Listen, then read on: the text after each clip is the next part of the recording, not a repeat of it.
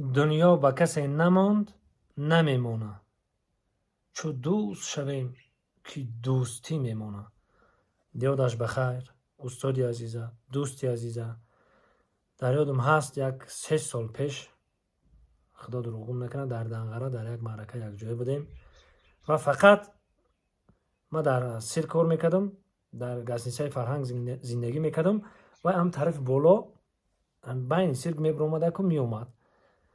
هر بگه در همین پیش سیرک یک جای صحبت میکردیم، شوخی میکردیم. خداوند جوشان جنت کنه استادی عزیزه. ما اینو دعا میکنیم پاک و پروردگار رو جوش جنت کنه. خداوندی بزرگ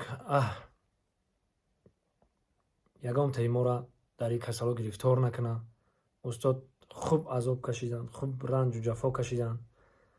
خداوند بزرگ او دنیاشانه ای حوض کوثر سیرو کنه.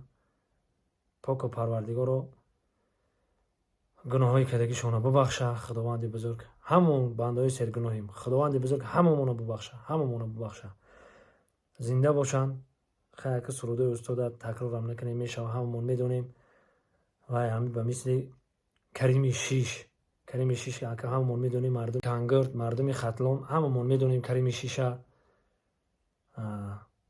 در بارش قصه هم شنیدگیم. که شاگردی همین کریم شیش گفته به حد فلک های خوش رو میخوندن. خیلی هرچی بود نبود در جوانی بود گذشت. استاد به حد رنج و جفا عذاب بسیار کشیدن. خداوند بزرگ در همین دنیا همه گناهاشو ببخشه. ای حوض کوثر سیراب بشکنه. قیامت نزدیک است.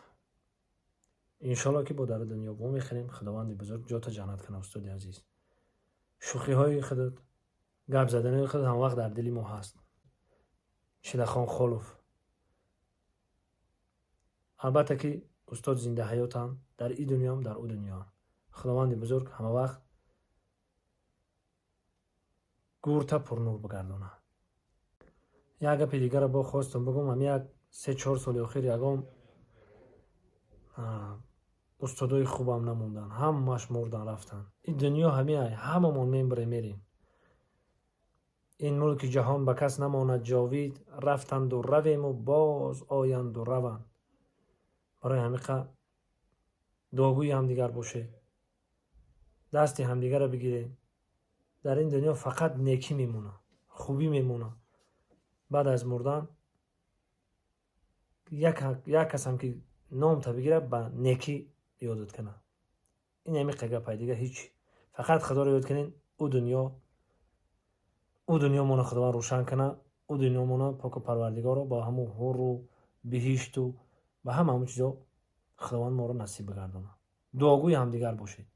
این اللهم اغفر لی و لوالدی و الاستاذ و الجمیع المؤمنات و المسلمین و المسلمات برحمتک یا ارحم الراحمین. الله اکبر.